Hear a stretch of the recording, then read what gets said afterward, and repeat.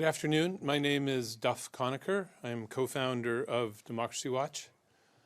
I am here today presenting Democracy Watch's views as Canada's leading democratic reform and government ethics and government accountability advocacy organization in terms of the House Ethics Committee's review, the first review since 2012, of the very key democracy and good government protecting law, the Conflict of Interest Act, one of the most important democracy laws that we have at the federal level.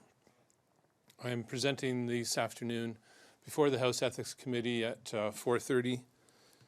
Democracy Watch's call for changes to this important law and related changes to other ethics codes at the federal level. The federal government's ethics law is unfortunately a sad joke, and the House Committee must recommend closing a dirty dozen loopholes in the law. The loopholes allow the Prime Minister, cabinet ministers, their staff, and top government officials, the most powerful decision makers in the federal government, to all secretly profit from their decisions.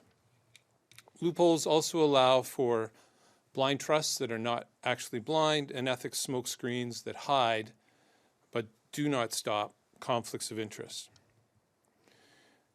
The Conflict of Interest Act is so full of loopholes, it really should be called the almost impossible to be in a conflict of interest act. The loopholes mean that the act actually does not even apply to 99% of the decisions and actions of the Prime Minister, cabinet ministers, and top government officials and their staff. And to put it in the reverse, the Act only applies 1% of the time. That's how loophole-filled it is. There's more loopholes than there are law in the Conflict of Interest Act. It's unclear how rigorous the review of the House Ethics Committees will be of the Conflict of Interest Act. We'll see what happens as they review, but in the past, and the last review was, as I mentioned, in 2012, the committee essentially ignored key loopholes. The Conflict of Interest Act, despite applying to the most powerful decision makers in the federal government, is actually weaker than the rules for senators and weaker than the rules for federal government employees, including the rules that apply to public servants who have the least power in terms of decision making under the federal government system. That makes no sense at all. The rules are also as weak as the ethics rules for backbench MPs, who also have very little power in terms of decision making and policy making. All federal parties need to work together to finally close these loopholes and also to strengthen enforcement and penalties. The current ethics enforcement measure of a blind trust is completely ineffective because the trust isn't blind at all. The office holder knows what investments they put in the trust, they choose their own trustee, they're allowed to give initial instructions to the trustee such as don't sell anything, and the trustee is allowed to give them regular updates on the investments. The other enforcement measure that is backed by past ethics commissioners and also the current ethics commissioner Conrad von Finkenstein is the so-called ethics screen. It's actually an unethical smokescreen. It allows the office holder to secretly participate in almost every decision that affects their investments and to secretly profit from their decisions. As a result, the only effective way to actually end financial conflicts of interest is to require public office holders to sell their investments. This was recommended by a task force in 1984 that the federal government set up called the Star-Sharp Task Force on Conflict of Interest. It was also recommended by the Parker Commission in 1987, headed by Justice Parker, also looking at conflict of interest. And Parker Commission and the Star-Sharp also recommended that blind trusts not be allowed to be used. These recommendations have been ignored ever since. 40 years or so have passed. And it's clear that everyone that's been in power, and MPs from other parties too, who haven't really pushed to end this sham facade and sad joke of a law that's loophole filled, it's clear that what they want is a system where they can secretly profit from their decisions, which is a corrupt attitude, not an ethical attitude. As the Dirty Dozen list of loopholes that Democracy Watch is also revealing today and will be submitting to the committee with calls for measures to close each loophole. As that Dirty Dozen list details, some of the loopholes have been created by negligently bad enforcement by the Federal Ethics Commissioner since 2006. The former Ethics Commissioner, Mary Dawson, created ethics screens, which are, again, smoke screens that hide but don't stop conflicts of interest. And even though the law actually requires public disclosure every time a public office holder steps aside from a decision-making process, a discussion, or a vote.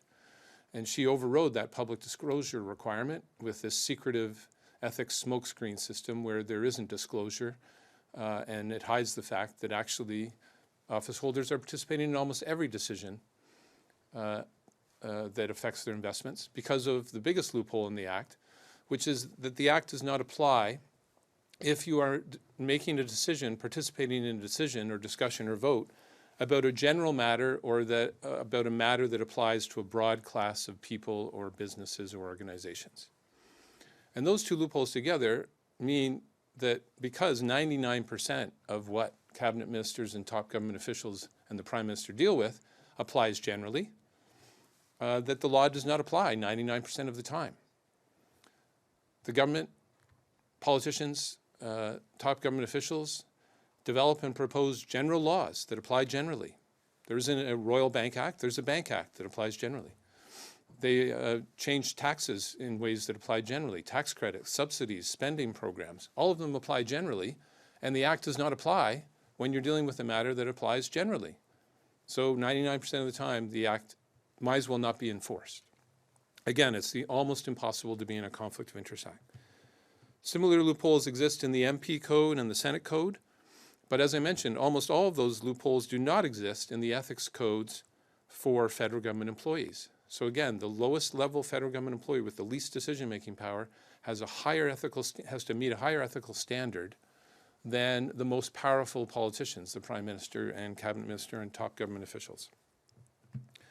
Democracy Watch will be calling today at the House Ethics Committee at the hearing at 4:30 this afternoon on opposition parties to propose and enact a private member bill that closes all the loopholes and strengthens enforcement and penalties if the Carney Liberal cabinet refuses to introduce a government bill to make the changes.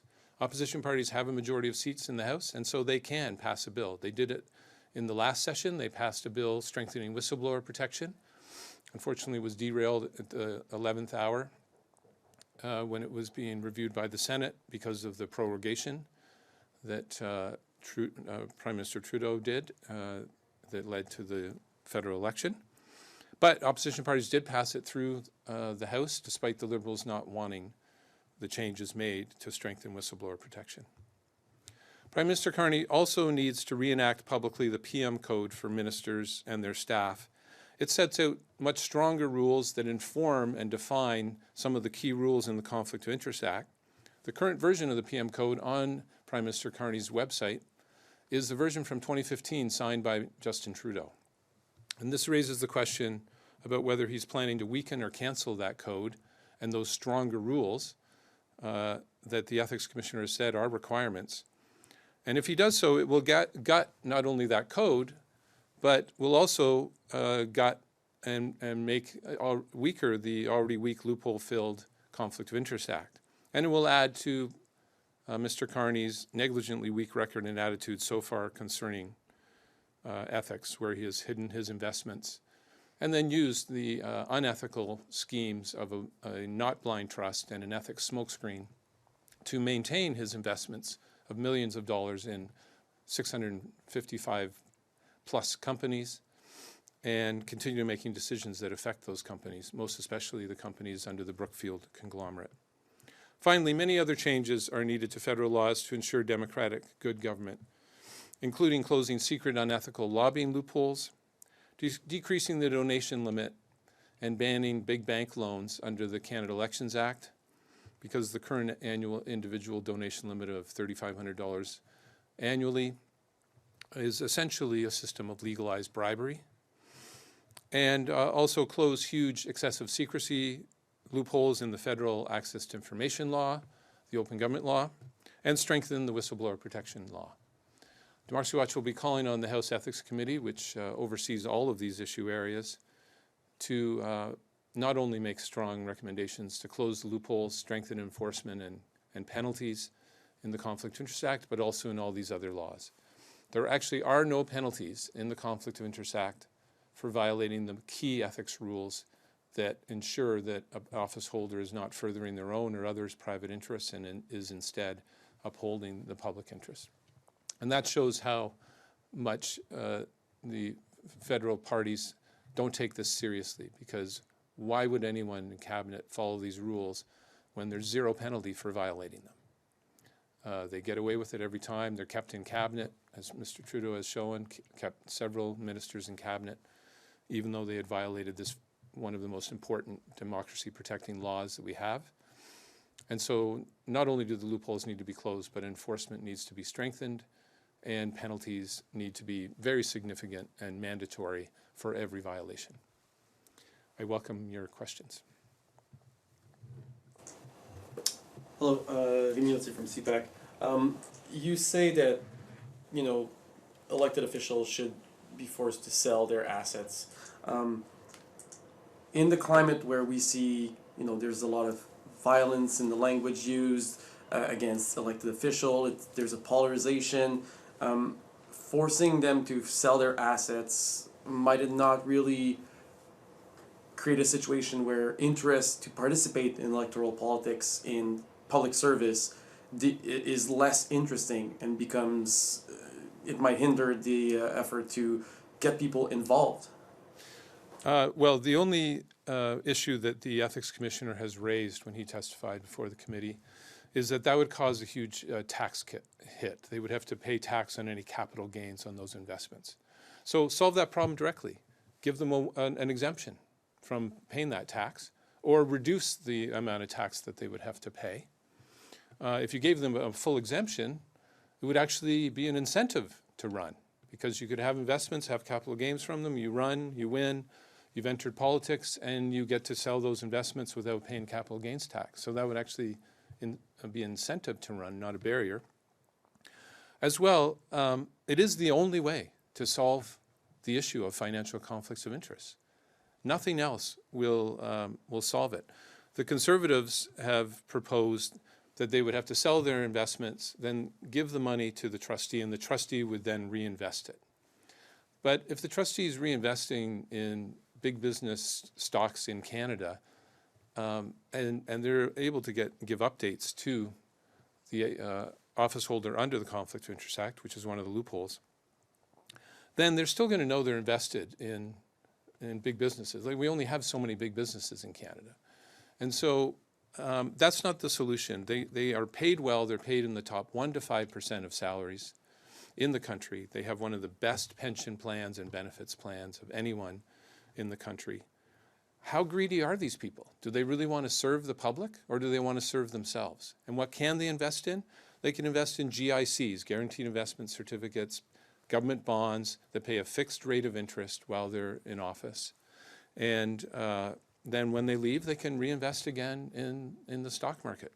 But as long as they are allowed to hold investments, and this is again what the Stars Sharp report said in 1984 and Justice Parker concluded in 1987, as long as they're able to hold investments, you have a financial conflict of interest, and there is no way to solve that except to require them to sell their investment.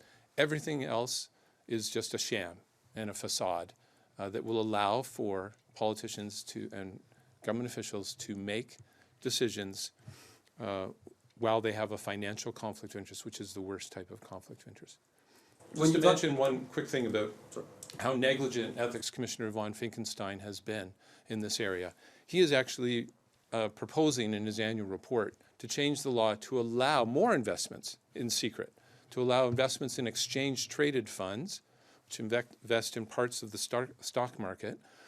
And those can be industry-specific funds. So the finance minister could secretly have huge, if von Finkenstein's changes go through, secretly have huge investments in an exchange-traded fund that focuses on the financial services sector, which is regulated by the finance minister, and know that every change that they make that will help all those companies make more money will make them as finance minister more money, and do that in secret. And that's what von Finkenstein is proposing. Also, one of the first things that he did as ethics commissioner is he doubled the amount that top government officials, not cabinet ministers, but their staff and appointees, about 2,000 people in the federal government, he doubled the amount of shares they're allowed to hold secretly, even in businesses they regulate. So the old limit was $30,000, and that was a secret. Ethics commissioners kept that a secret, that they were allowing top government officials and cabinet staff to have investments of up to $30,000 in businesses that they watched over and regulated. And what did von Finkenstein said? He said, oh, that's too low. There's inflation, so let's double it to $60,000. So they're allowed to have secret investments. So what does an official do? They invest in something $59,000. It's secret. They push for changes, push their minister to make changes to help those companies make more money. Then their investments double, triple in size. They have to then divest, but they've made a 100, 200% profit. And then they invest in something else for $59,000 in secret, and then push for changes to make themselves more money. That's how bad Ethics Commissioner von Finkenstein's attitude is toward this. He wants to increase financial conflicts of interest, not eliminate them. You just mentioned an example of people investing $59,000, doubling it, and then divesting.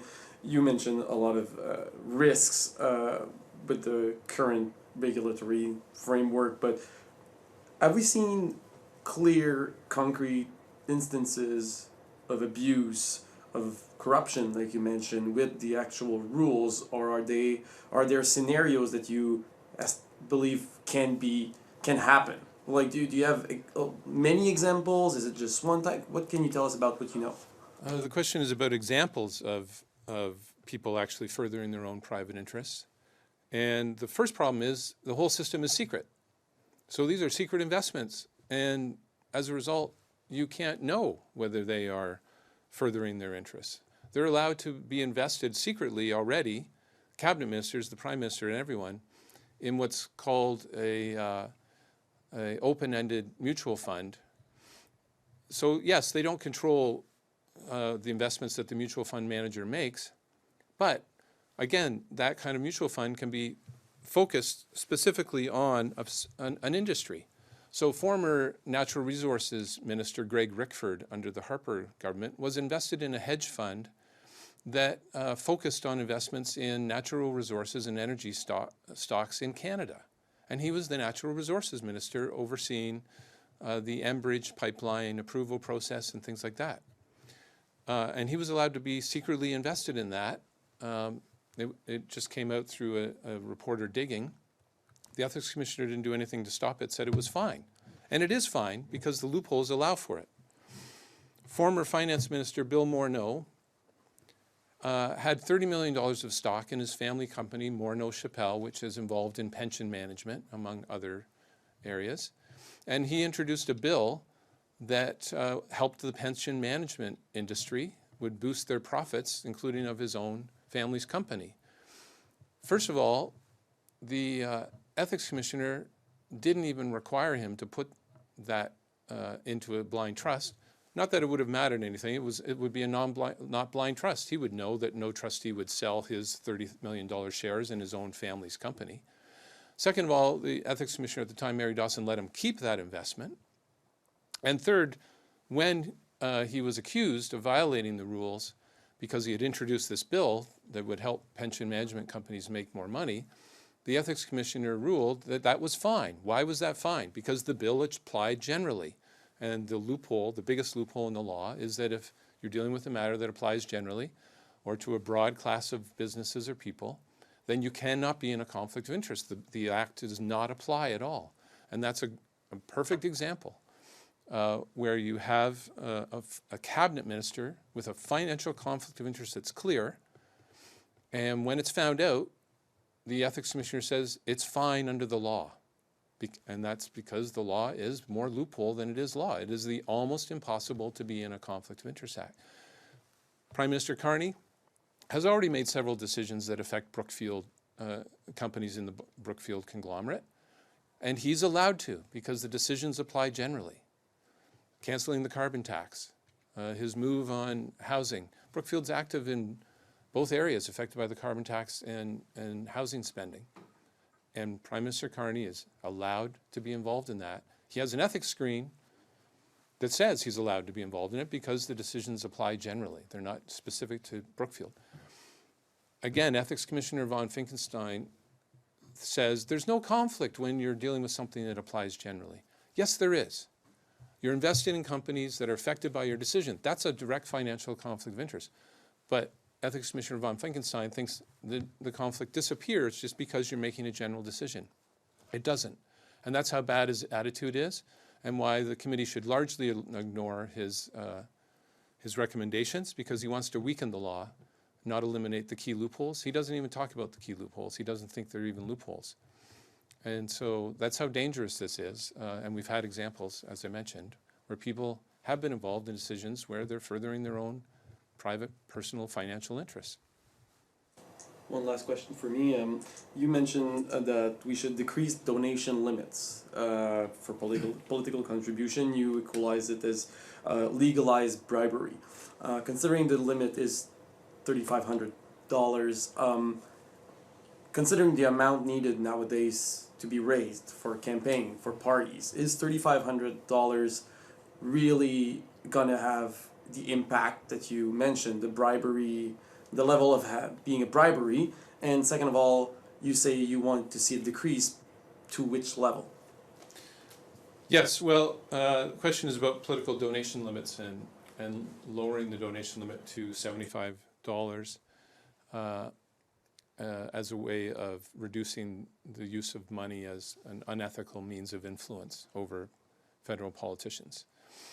Democracy Watch advocates for this because we studied federal donations from 2016 to 2022, and 75% of donors give, on average, $75. But the parties get 30% of their money on average from donors who give over $1,000.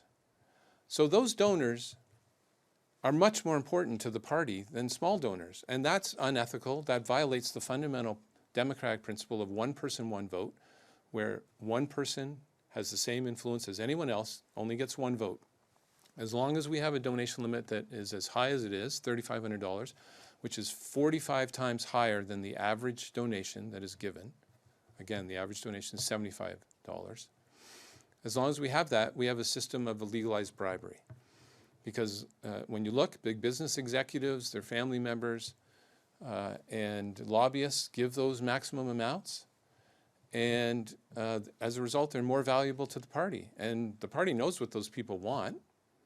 So if a bribery, which is illegal, is someone saying, I'll give you money if you do this for me, or if you don't do this. Like big businesses a lot of times don't want regulation, so they want inaction by government.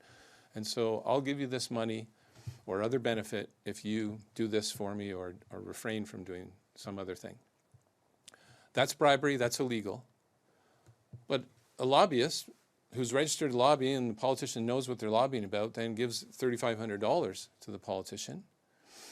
That's legal, even though the politician knows what the lobbyist wants. Well, that's legalized bribery.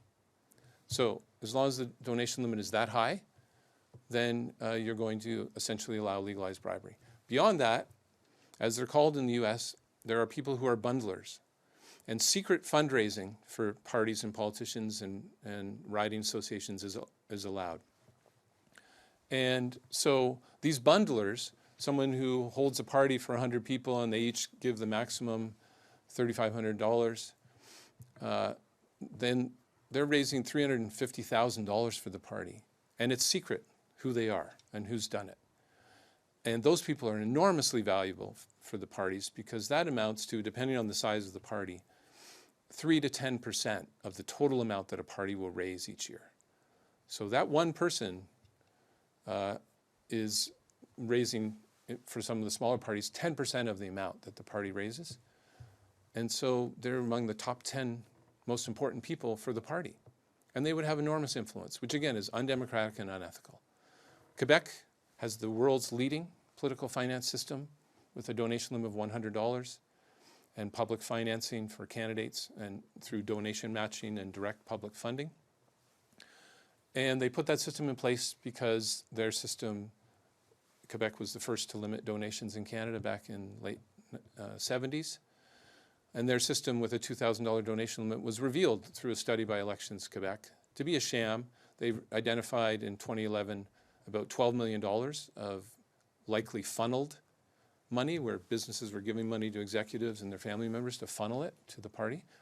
And that resulted in a lower donation limit that is democratic and upholds the fundamental principle of one person, one vote. We need the same change at the federal level and across the country. Otherwise, we just essentially have not political finance systems, but legalized bribery systems. Good afternoon, Dr. Conacher. Sam Forster, Canadian Affairs. The Conflict of Interest Act was last reviewed in 2012, long before the popularization of cryptocurrencies, tokenized securities, and digital prediction markets. Do you think the Act is clear enough on whether or not these assets fit within the Act's definition of controlled assets? And if not, what reforms are you hoping to see in a modernized version of the Act in order to address that ambiguity? Yes, the question is about various forms of investments, the newer types like cryptocurrency and political markets, where you can have financial interests that are essentially online, difficult to track. And the question is, are those covered by the Act currently, which does not allow investments by the top public office holders in the government under the Conflict of Interest Act. Although, again, as I mentioned, they're forced to, they can just put those investments in a not blind trust, which doesn't solve the problem. But it's another area where it just shows the negligence of ethics commissioners past and the present ethics commissioner, Conrad von Finkenstein, because this definition of controlled assets says that things like stocks, bonds, securities, other types of financial vehicles are controlled investments. And we've had this act now for almost 20 years, and no ethics commissioner has gone on to define what that means. What do other financial instruments mean and financial vehicles? And it needs to be defined to include these new forms of investment that have developed over the last 20 years. Because if a law is not specifically defined, then you cannot hold someone accountable for violating it. That's a principle that Canadian courts have upheld very clearly, including in a conflict of interest case where a former Mulroney cabinet minister, Sinclair Stevens, was found by the Parker Commission to be in a conflict of interest. But conflict of interest was not defined at the time in the code. So he went to court, and 14 years later, the federal court said, no, you can't find him guilty because he didn't know where the line was, because conflict of interest wasn't defined. And so he was let off. So all these terms need to be defined. It should have been one of the first things that the ethics commissioner did back in 2006, was set out interpretation bulletins that are binding on every single key word in the law. Every enforcement watchdog should do that as the first thing they do, so everyone knows where the lines are. And then as things change, again, in this area, financial instruments, you need to expand the definition to ensure that everything's covered and everyone knows that new types of investments are also illegal or have to be divested. So we've just seen no action. It's part of the negligently bad enforcement record of ethics commissioners past and present. You mentioned that you are hoping to see opposition parties address your concerns in the event that the government fails to do so. Have you consulted with any opposition MPs on this matter? And relatedly, how optimistic are you that this reform is a priority for opposition parties? Well, the first hurdle is to get the committee to actually recommend strong changes, and that includes the opposition parties. Possibly there'll be a split report come out of the House Ethics Committee. The Liberals may dissent and try to defend the current system, which allows their Prime Minister to have millions of dollars in investments, and Prime Minister Carney to be making decisions that affect those investments almost every time he makes a decision about Canadian business. The Conservatives had promises in their platform. They were mainly targeted at the Prime Minister. They were a bit vague and incomplete, but it's a start. It shows that there was some interest in raising the standards, requiring investments to be sold, as I mentioned, and then reinvested by a trustee in investments that the office holder wouldn't know about, which again I don't think solves the problem, but is better than nothing. And so the Conservatives seem to be on side. The Bloc didn't have any promises, but the questions that Bloc MP Luc Thériault has been asking at the couple of committee meetings that have happened show that they're very concerned about the current system that allows for public office holders to profit secretly from their decisions. And they form the majority. And so hopefully they will finally make some strong recommendations to close loopholes, strengthen enforcement, and penalties. One final question. You mentioned the strength of Quebec's political finance framework. Thinking globally, are there particular models from other liberal democracies, say United Kingdom, Australia, or the Scandinavian countries, that you think Canada should replicate? Unfortunately, this is very common. Politicians write their own rules, and the question is about, are there other jurisdictions that are doing this better? The international standards say that conflicts of interest have to be avoided, and so our law violates the international standard that has been developed under the United Nations Convention Against Corruption, which Canada has signed on to. But these loopholes exist in every ethics law across Canada at the provincial, territorial, and municipal level. They all have the general application loophole, which means that their laws do not apply 99% of the time to decisions and actions of politicians and others that the laws apply to. And so it's difficult to get politicians to strengthen rules that apply to themselves, and they are the ones that get to do it. So we're just hoping and continue pushing, and as I mentioned, the Conservatives made some promises, so hopefully they'll broaden those, because they were targeted at the Prime Minister's position only. But in a minority government, an opposition party leader has as much power to introduce a bill to change a law as the Prime Minister, because if the opposition parties vote together, they can pass something.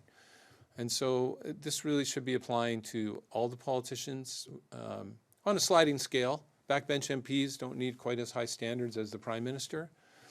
But certainly opposition party leaders and opposition critics who play key roles should have a higher standard. And that's what we're calling for, just a revamp of the whole system so that there's a sliding scale with higher and higher standards and more disclosure and restrictions depending on the power that you have within the system to make decisions and make policies. Thank you very much for your interest, and I welcome any questions by email to info@democracywatch.ca, and much more information can be seen on Democracy Watch's website, and the House Ethics Committee is running today from 4:30 on, and will be televised also. Thank you.